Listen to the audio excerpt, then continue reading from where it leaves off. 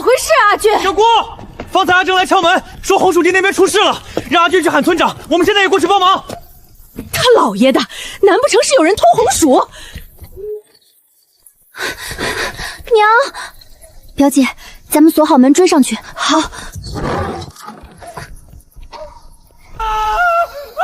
救命啊！啥动静？出啥事了？大半夜的，闹腾什么呢？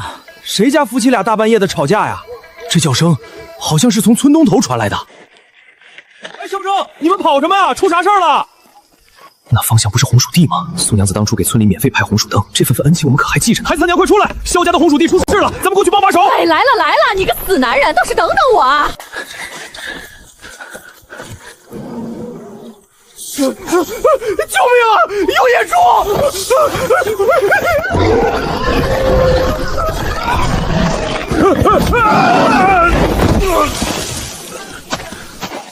竟是他！比起那晚的野猪王，这三头差得远，可搁在寻常人面前，依旧足以要命。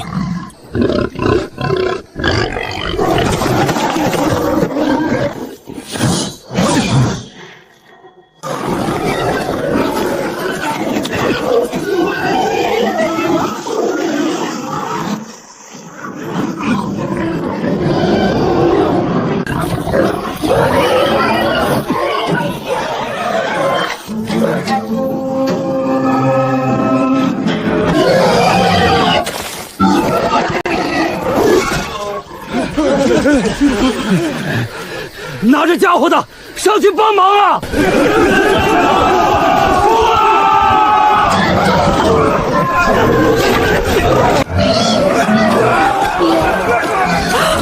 阿正，大哥，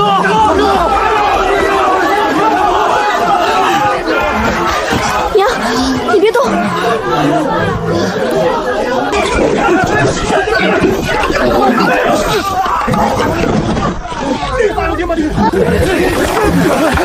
让我来！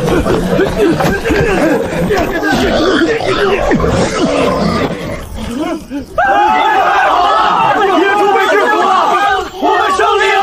安静，小郑，你可知道发生了什么事？刚才是谁发出的惨叫声啊？我知道，是沈东。你们干啥？你们沈东大半夜干嘛了？没瞧见我儿都这样了吗？我家多少才？你家沈东为什么会被野猪攻击？许是他夜里出门闲逛，正好倒霉撞见了下山的野猪。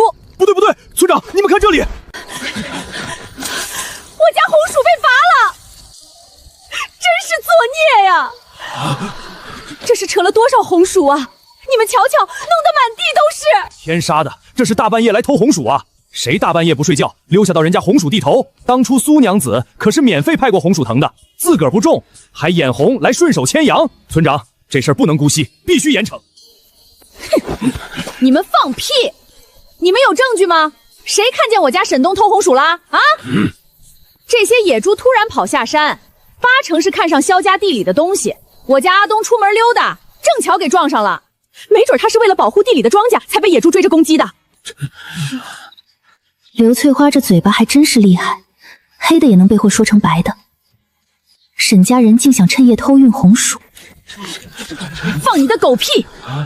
这些红薯真要是被野猪拱了，能是这样吗？你看看这红薯，一个啃咬的痕迹都没有。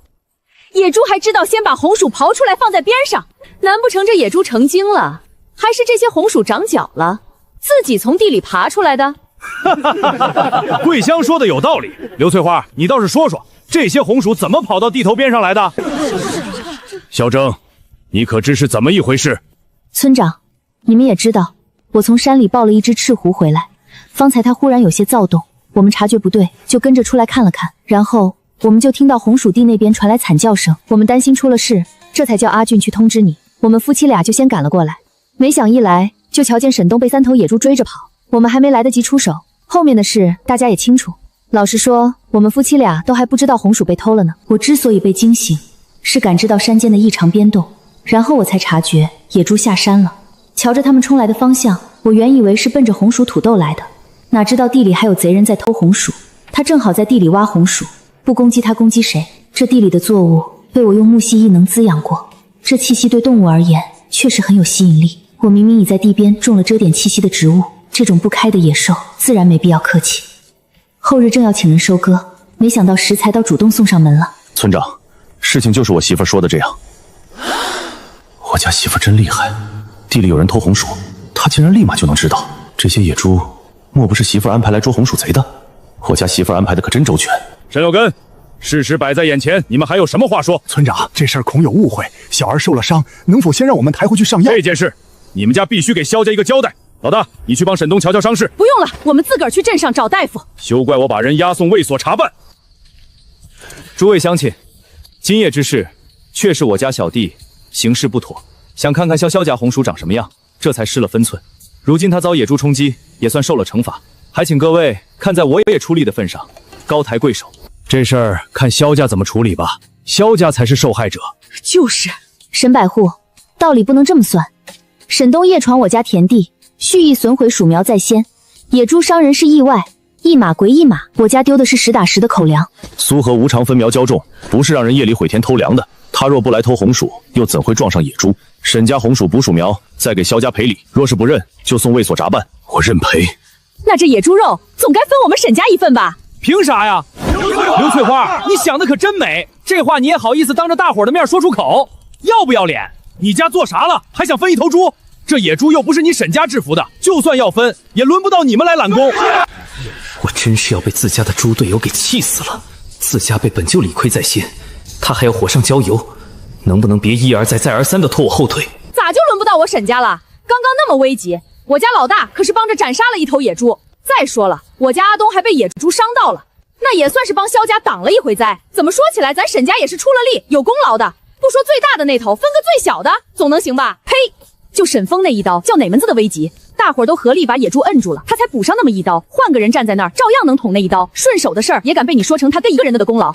刘翠花，做人不能这么颠倒黑白，积点德吧。就是说得对，要论功劳，那必然是萧征最大。没有他头一个冲上去，咱们今晚怕是危险了。要不是苏娘子警醒，村里的田地今晚都得遭殃。这野猪给萧家，大伙儿都没意见。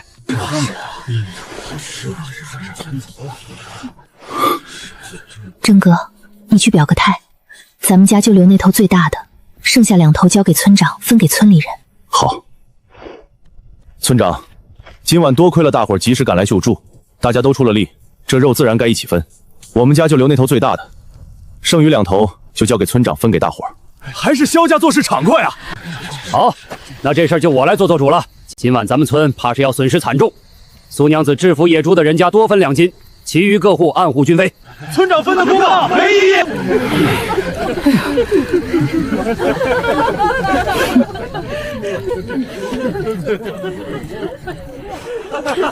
凭什么？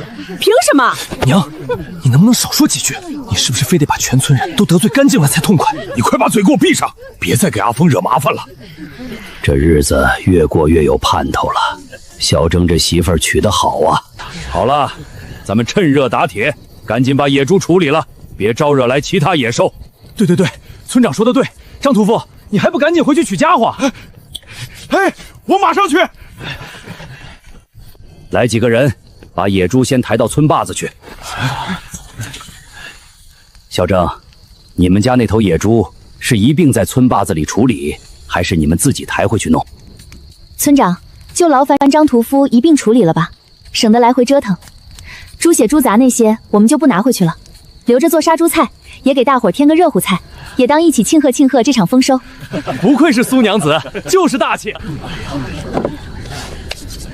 这么多年，我还是头一回在村坝上处理3头大野猪。瞧瞧，这野猪个个都膘肥体壮，这阵仗着实看得人手痒啊！好了好了，大伙儿先回去睡觉，明早起来再过来分肉，跑不了。你看那孩子困成那样了还不走，跟他娘一个模子，都是个馋嘴的。快回去睡觉，明早天亮要再来吃杀猪菜。咱们干嘛要分2头野猪出去啊？其实1头野猪也够了。这可是实实在在的野猪肉啊，白花花的，膘厚油足，搁谁身上能不心疼？村里有规矩，谁猎杀的就算谁的。这3头野猪，怎么说我家老大也斩杀了2头，就算拿走2头，也没人有资格说什么。娘，咱们有1头野猪就够了，想吃野味，让洪文或大黑去山里弄回来便是，没必要跟村里人争这口肉。再者，我们明日就要起收红薯土豆了，高产量一出来，怕是又要引来一波红眼。我懂，无非就是吃人嘴软，拿人手软嘛。对，成了咱家的情，少些红眼闲话，划得来。老大，你带着阿和和妹妹们先回去歇着。这里有我跟阿俊，满粮满银就够了。等把野猪肉处理好了，我们就抬回来。都过半夜了，夜里风凉，阿和身子单薄，可不能吹多了。好。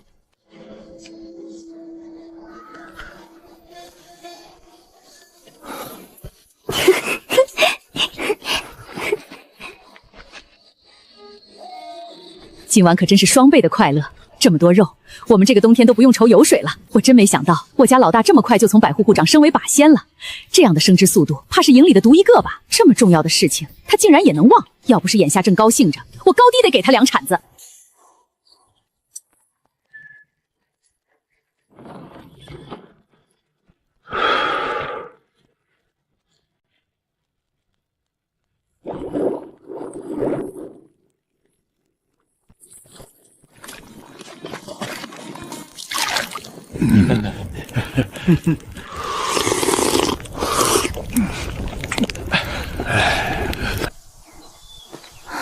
嫂子，你起了，今早村里分的杀猪菜给你留在灶台上了。你们吃了吗？吃过了，今天这杀猪菜油水可足了。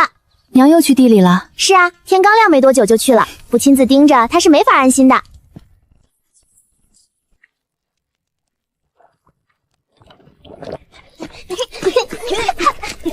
又能撑过一个寒冬了。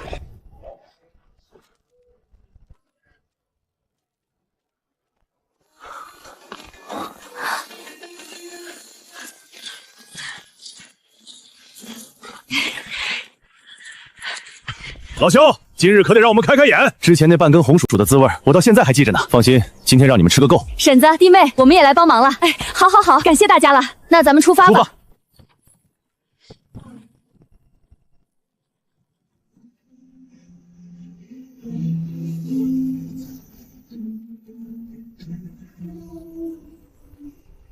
苏娘子，大伙都是自发过来的，都说想帮你家把这红薯土豆收了。前段时日你免费分发红薯藤，大伙心里都记着。咱们日子紧吧，也拿不出什么银钱，所以大家就合计着来地里干活，用这把力气来还。这世道从来不缺冷漠与算计，可也从不缺这样朴素的良善。你与我一粒种，我还你一把力。他只是在等一个落地生根的机会。咱庄主人家最多的就是一把力气，搭把少点活就能收这1冬的粮食，这买卖划算。那今日就劳烦大伙了。完工后每家5斤红薯，5斤土豆。有马队过来了。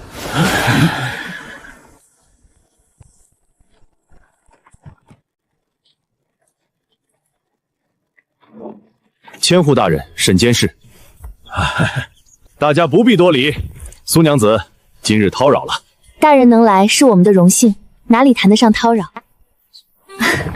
苏娘子，我也来凑凑热闹。听说今日收的是番邦高产作物，我还未见过。夫人说哪里的话，欢迎至极。萧征，萧夫人，我们也来凑凑热闹。今日收割，正好劳您做个记录，乐意之至。这批番邦之物，关乎边关军屯粮储，若真如传言高产，我便有了下一步部署的底气。今日没有千户大人，只有来帮工的战友，大伙儿该怎么干就怎么干，不必拘谨。千户大人这是要下地，我没看错吧？没想到啊，我这老头子也有跟千户大人一起下地的一天。大人，这锄头沉，您要不先拿把轻便的镰刀？好，谢谢老乡。开工！丰收开始了。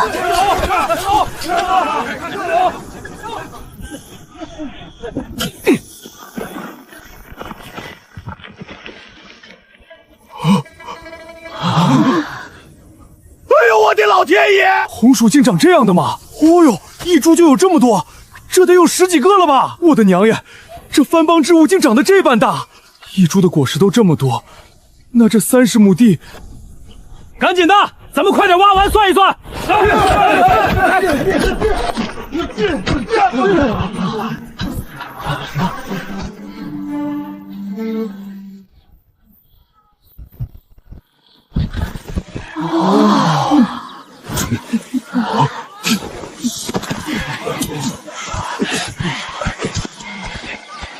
原来这就是土豆啊！这圆滚滚的，真能吃吗？肯定能啊！我听说萧家前2日就已经挖回去吃过了。这土豆可真能长，要是咱们家也种几场积木，就不用省着吃了。那这1亩地得收多少斤啊？怕是真要比咱们种的麦子多出好几倍哦。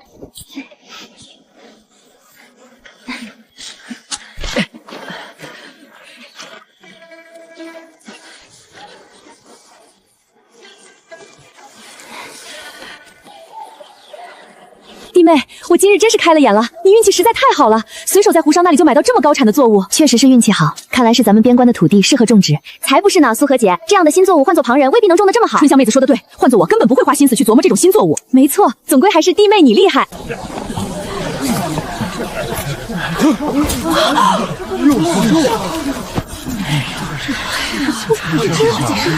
那一筐也都是刚挖出来的，是，才刚从这笼里翻出来的。这一回，老天爷总算肯垂怜我们这些庄户人了。这是粮食，是能让人活下去、撑过凛冽寒冬、熬过荒年的救命粮。这日子真好啊！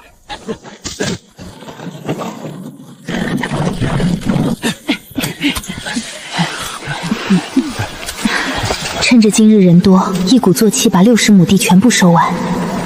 今日没见到结果，我回去也坐不住。一个上午看下来，还没到最后结算，也足够让我激动了。去给旁边的乡亲们也分一点吧，等收工的时候给大伙儿再多装红薯土豆便是。前晚沈东挖那点红薯，竟赔了萧家2000银子，200铜板够割几斤肉了，真是肉疼。不会吧，这玩意儿真能种出高产量的粮食？红薯没捞着，还倒贴200文，我倒要看看萧家这片地究竟能收多少。幸亏当初跟着苏娘子种了，这下好了，今年冬天不愁了，家里老人孩子都有口粮了。可不是，那红薯藤还是苏娘子免费发的，我们没出1文钱，就换来了这一栋的脚口，这辈子都没占过这么大的便宜。说的是，苏娘子这份恩情得记一辈子呀。村里都种了红薯藤苗，这就意味着今这个寒冬，旁人家家户户都有了储粮，那我们家这个冬天该怎么过？甄师出，装筐去。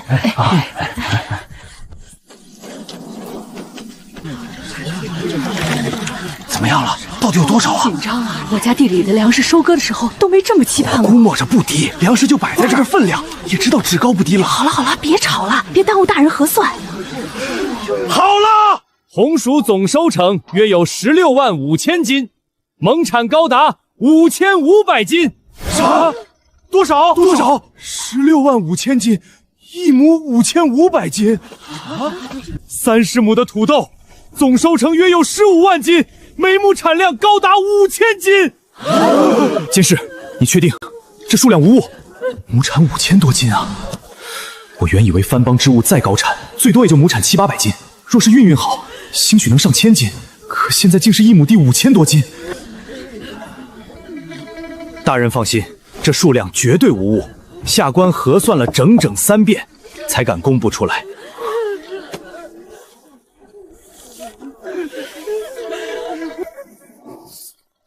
好，太好了！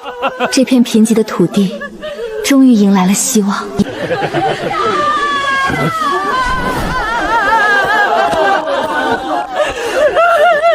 村长啊，你可要为我们家做主啊！这是咋了？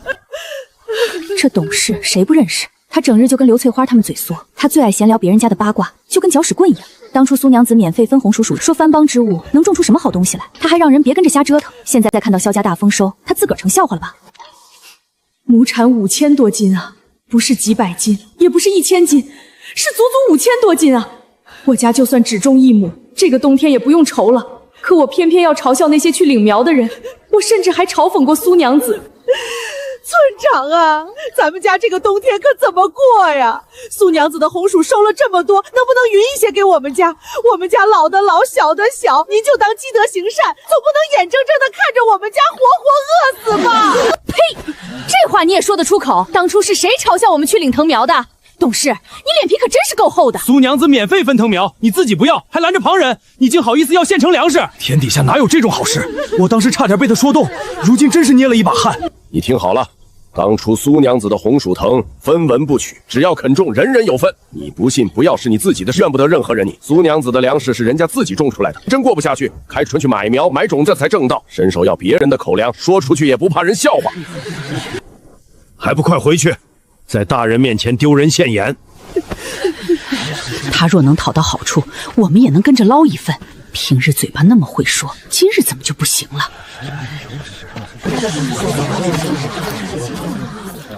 村长，千户大人，我有几句话想跟大伙说一声。您说。各位乡亲，我家阿和方才回去前特意交代了我2件事，我跟大伙说说。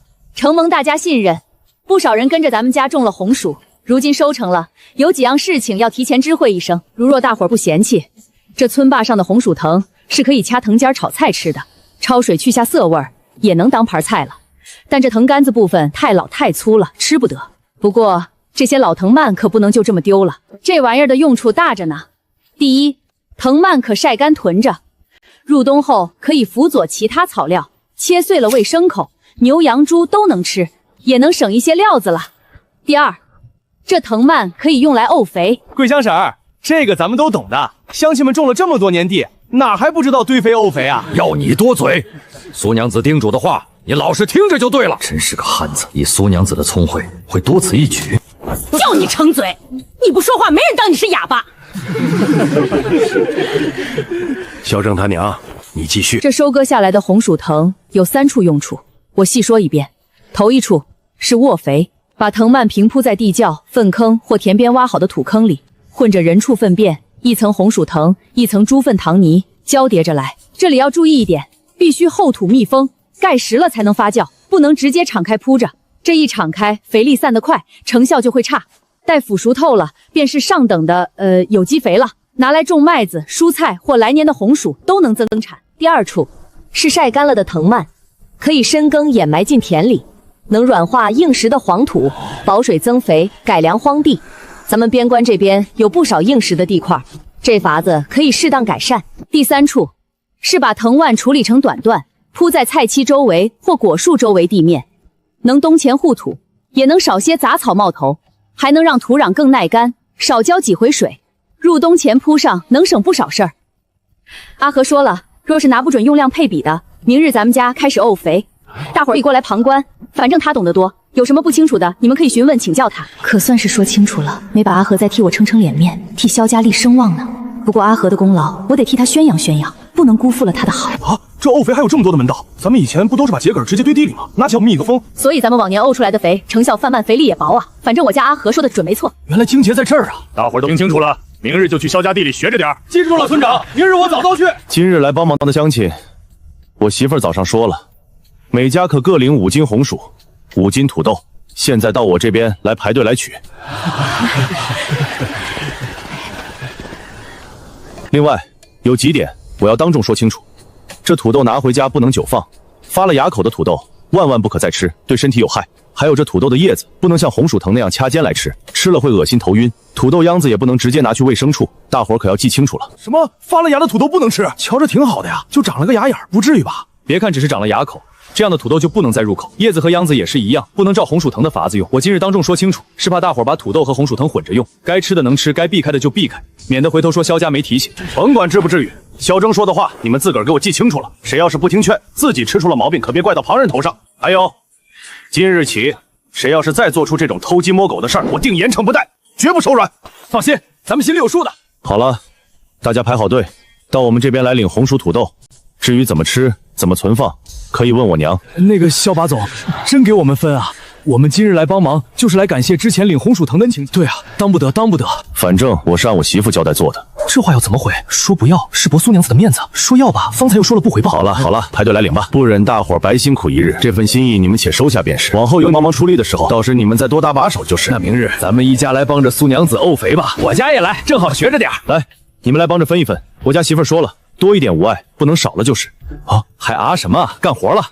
老许，我刚才没听错吧？沈监事报的是每亩产出5000斤。没错，红薯每亩5500斤，土豆每亩5000斤。太吓人了，我真不是做梦，这产量也太不真实了。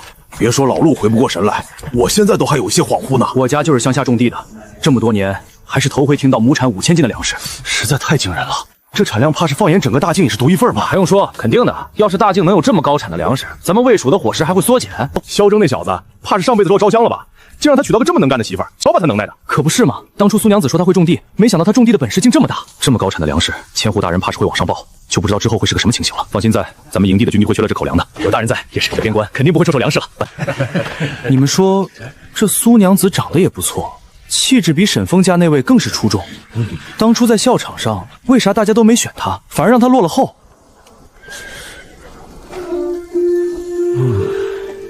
现在回想起来，我怎么完全想不起当时苏娘子这个人呢？你们不用看我，当时人多，场面又有些混乱，我哪记得清楚啊？以苏娘子的姿容与气度，怎么也不该有灭于众才对。估计当时仪容有碍，我没瞧清楚吧？那活该他萧征运道好，让他捡到宝了。你们摸着啥呢？赶紧的！好嘞，来了来了。谢谢小把总，感谢感谢。就掐这最嫩的顶尖，老藤杆别当菜吃，回去先焯水去色，再炒也成，拌也成。这个红薯还真是好东西，浑身是宝。对啊，往后又多了一样能填肚子的吃食啦。多亏苏娘子懂得多，不然咱们哪知道还有这样的好东西啊！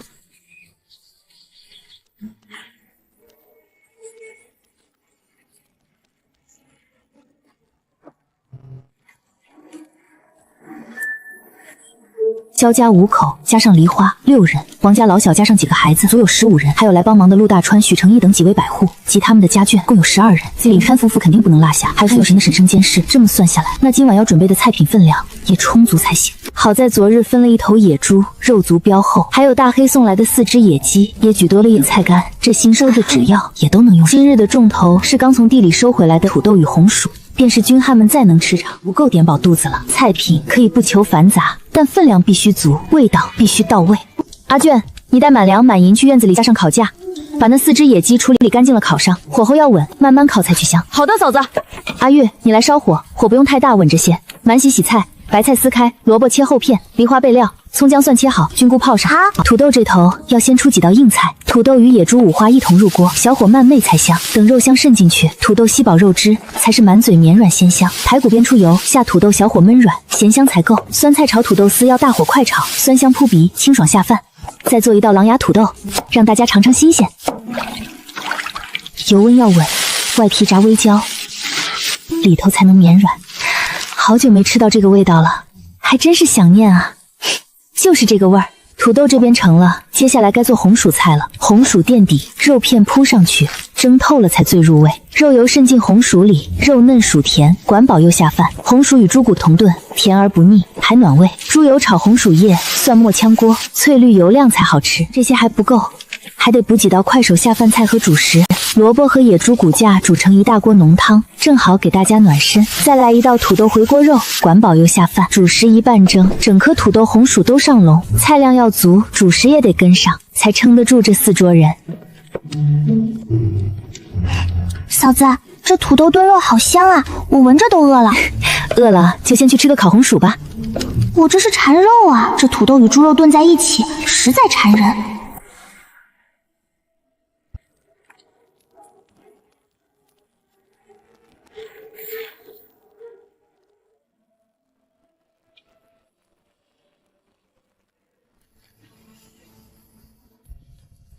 阿俊，去把咱们之前酿的果酒坛子搬出来，竹杯子多备几个，一桌至少留够10个。得嘞。阿月，你去杂物间挑几个小罐子，挑几只好看的绒花和通草花，插进罐子里，再放洗净的小石子压住，添个颜色。这头花式还能这样用呢，又是开眼界的一天。好，我马上去。你们今日做的面点呢？挑几个装小篮子里，摆上桌。咱们家做什么营生，总得让大伙知晓下。有的，今日做的是荷花酥和蛋黄酥，不过量不多。没事，你拿几个小盘子，每桌都混合着放几个，或者你把蛋黄酥对半切开。明白了。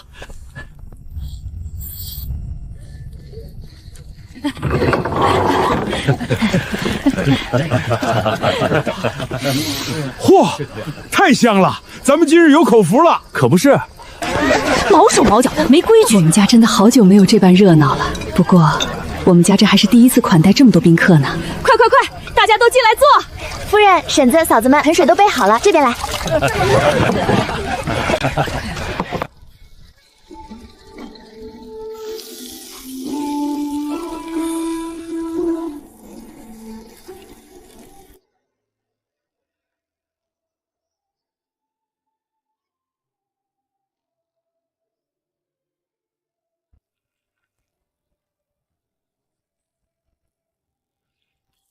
真是咱们今晚的饭菜？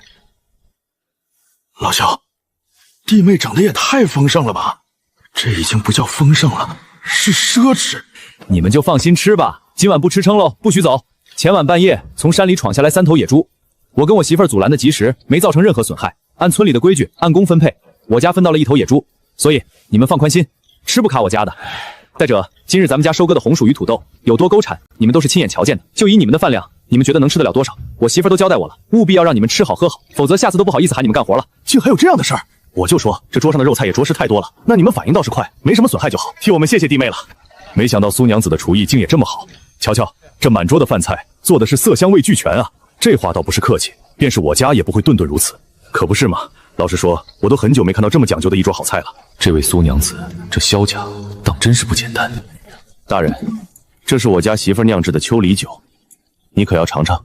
哦，哈哈哈，那我倒要尝尝了。来来来，我给大伙儿倒酒。我家阿和说，这个果酒咱们女人也能喝，酒的度数不高的。是吗？我们也能喝，这酒精还真有一股淡淡的果香呢。夫人，你先喝喝看，能接受我再给你倒满。好，谢谢小嫂子。这苏娘子当真是七窍玲珑心，咋就如此周到细致呢？大家辛苦了，饭菜简六，都是自家地里的出产，大伙可别客气，多吃点啊。弟妹，你这话才客气了呢，那咱们平日里吃的算什么？好了好了，都别客气了，动筷子吧。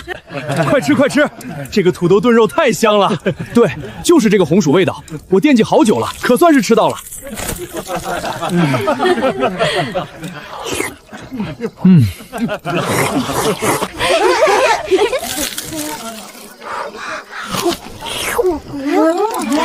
慢点儿，这叶子真能吃呢，还这般鲜嫩，真没想到。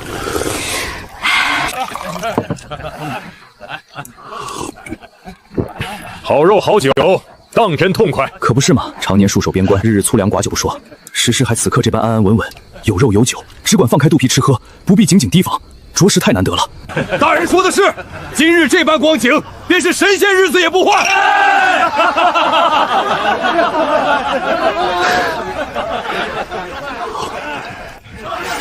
今年的边关总算有指望了。又过3天。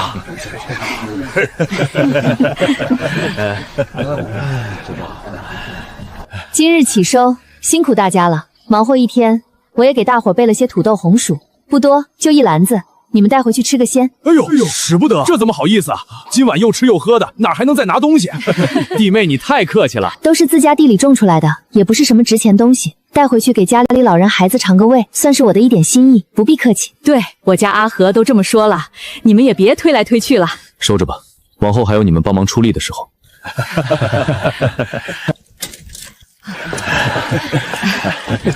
多谢了。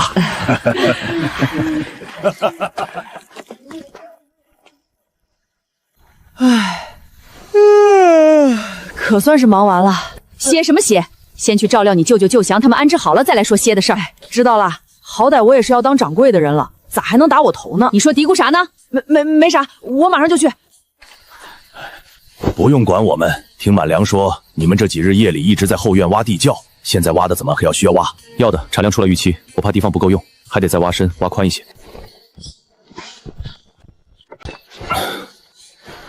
我多做点，他们也能少点辛苦。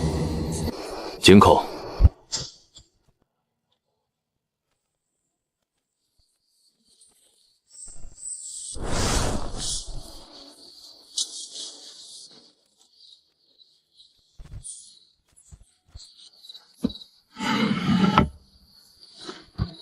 这宁可多挖空着，也不能到时候装不下，让外面的红薯土豆烂掉浪放废了。那行，趁着今晚咱们人多，一起打扫手吧。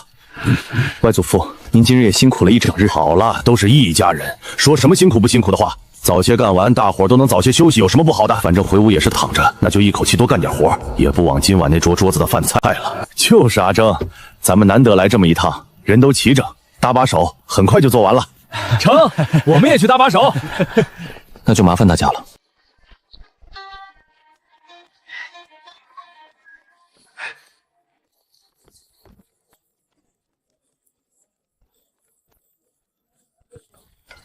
阿和，今日孙保正也来了，咱们家的产量他也亲眼瞧教了。这田税的事儿，恐明日就得办了。我正有此意，咱们家的地窖也无法容纳全部的土豆红薯，还得想办法处理下。该交的税就得交，没道理躲着拖着也没什么意义。若是叫有些人知晓了，反倒对萧征在营里的名声不好。那你打算怎么交？咱们交税有什么讲究吗？可以用其他食物替换。那咱们就用红薯藤抵扣吧。直接用红薯藤，这应该不合规矩吧？所以得2次加工啊，制成牲口饲料，这就是可通用的食物资。不管是人吃还是木厨木亲吃，只要是可食用的物资，那都在本色缴纳的范围之内吧？哎，还真是，我竟没往这上头想过。明日再问问村长，反正咱们明日本处理就要红薯藤与土豆秧子，我也要做成饲料，便可以直接抵扣了。在边关，什么物资都金贵，哪怕抽割剩下的能卖秧子，也不能随意糟蹋，绝不浪费一点资源。行，你有主意就成。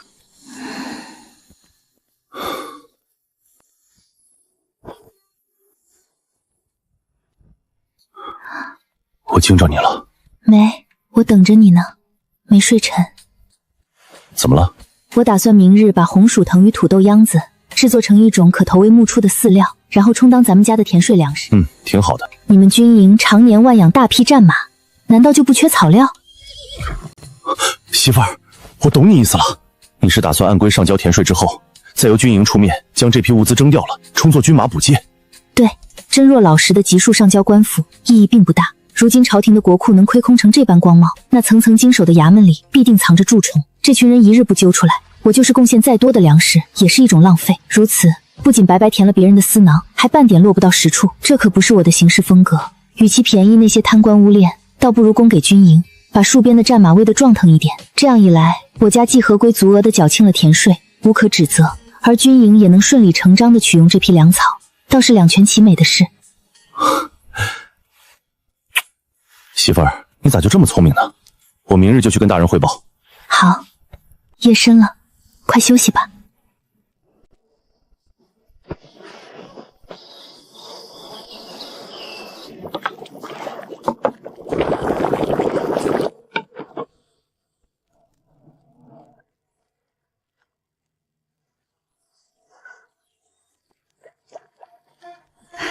桂香，早饭做啥？我们来搭把手。对啊，小姑，这么多人吃饭呢，咱们帮着点也能快一些。行，都来搭把手吧，我还省事儿了。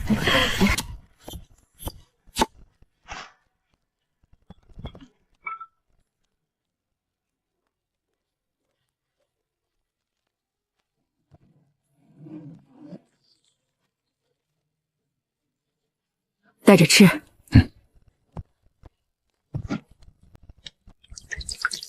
少放点儿，姐这油炸还能炒下一锅，别铲到盆里去啊！菜里的油水够多了。哎呦，小姑，鸡蛋磕2个就差不多了。谁家做个菜要打4个鸡蛋啊？太奢侈了。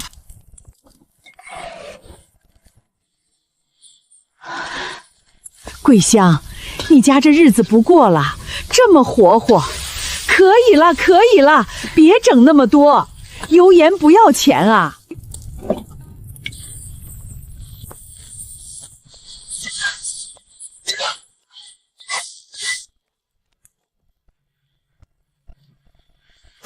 原来当初的我也是这样心疼，他只是想让一家人吃得好一点。又放多了。阿和也说过，我做饭越来越好了。别说，这样炒出来的菜就是香。阿和也是夸我厨艺越来越好了呢。我是不是被儿媳妇给套路了？好了好了，你们都别操心了。阿和说这样吃才有营养，对身体好。儿媳妇说好吃，我就怎么做。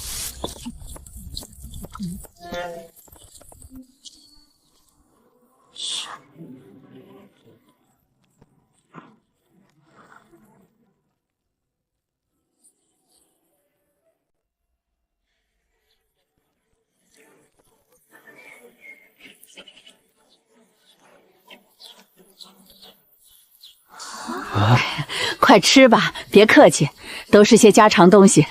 这，你们愣着干啥呀？一家人不说两家话。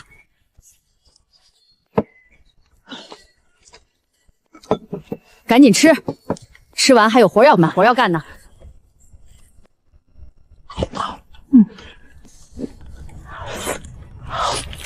这一趟过来，说是来帮忙干活的，实则完全是来享福的，还差不多。每顿饭不仅吃得饱，还吃得好。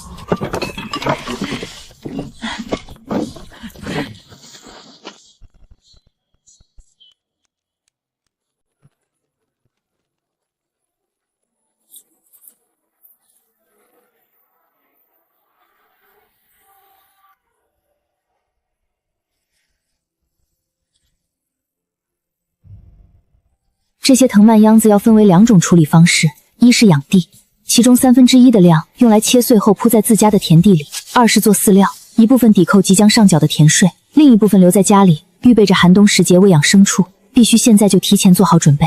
给地里施肥不难，真正费事的是饲料的制作。从收割荞麦开始，我便一直在琢磨土窖庆青，这是最适合当下这个时代容错率最高的办法。首先要解决土豆秧最大的难题，土豆秧含有龙葵素，牲口吃了容易拉稀，严重了甚至可能让怀崽的牲口流产。单靠晾晒难以彻底脱毒，焯水也很难处理彻底。浸酥发酵形成的约氧环境能大幅降解龙葵素，比其他方法效果要好得多。青素的原料损耗要远低于晒干，若遇上阴雨，甚至可能直接烂掉。青素只需摊晾半天，哪怕阴天也能操作，不会耽误时间。封存得当，能保存大半年甚至更长，省柴火也省人力。土窖、粗麻布、黄泥、干秸秆即可。晒干的草料很枯硬，难以下咽；蒸煮的草料放上半天也会发酸变质。青素料却酸甜软嫩，猪牛羊都爱吃，还能节省不少精粮。唯一的短板就是怕漏气，雨水渗受。土窖要选在高处，窖顶糊成弧形黄水顶，就能尽量规避这个弊端了。苏娘子来了，桂香婶子早啊！今日咱们该做些什么呀？有劳各位乡亲了。今日忙完，我再给大家分红薯。不用，就顺手搭把手的事儿。苏娘子，你真是太客气了。那是沈监事吧？好像是，昨日来过的。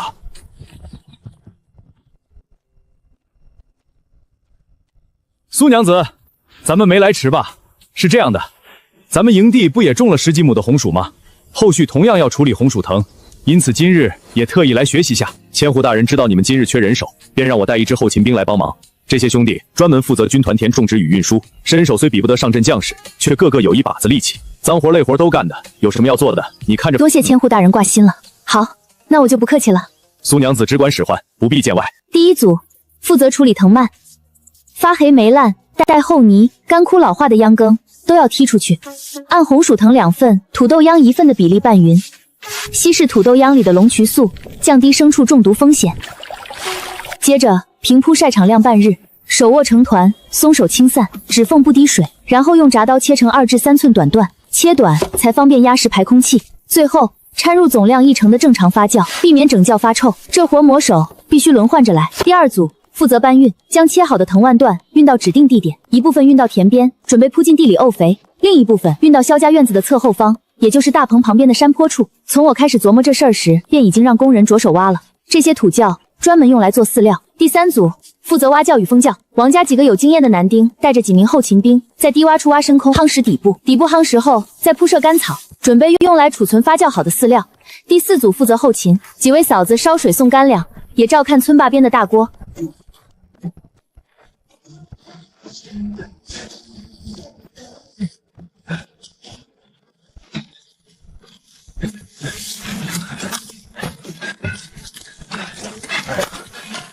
21万斤藤焖秧子，先留3万鲜藤在后院，作为近期大壮与二壮的口粮，当然要让他们吃得好一些。这批藤焖长期受木细益能滋养，正是大壮与二壮喜欢的味道，正好改良精细制作成醋饲料。土窖分工合理，估摸2日便能将所有物料尽数处置妥当。25人组成还田班队，专攻土地改良工序，剩余20多人组成青瓷班队，同步制作饲料。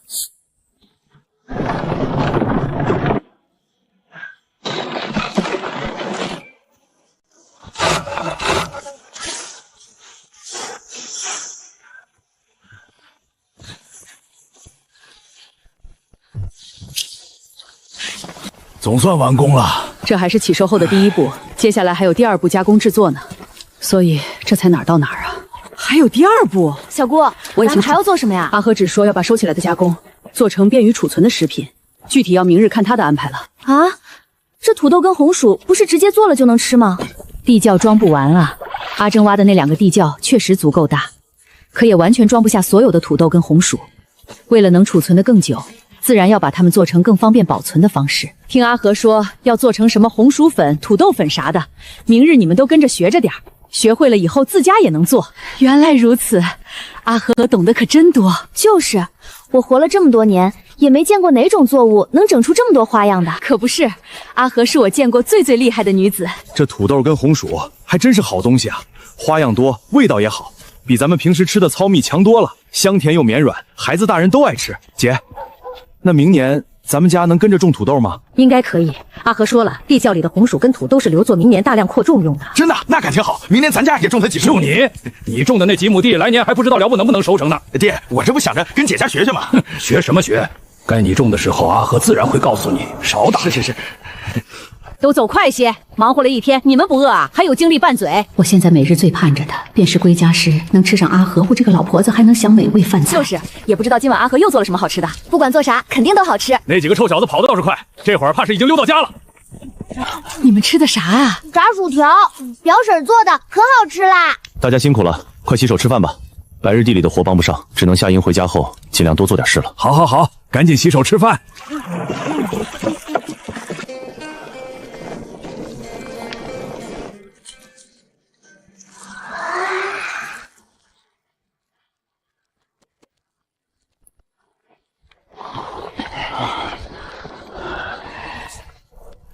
快吃吧，别愣着了，都累了一天了，多吃些。媳妇儿，辛苦你了。赶紧吃，吃完还有汗干呢。好的，都交给我。行吧，农忙半月，果然不得闲。我们家拉了多少趟的粮食，大伙儿都能瞧得明白，而这样的举动，太迹象化了。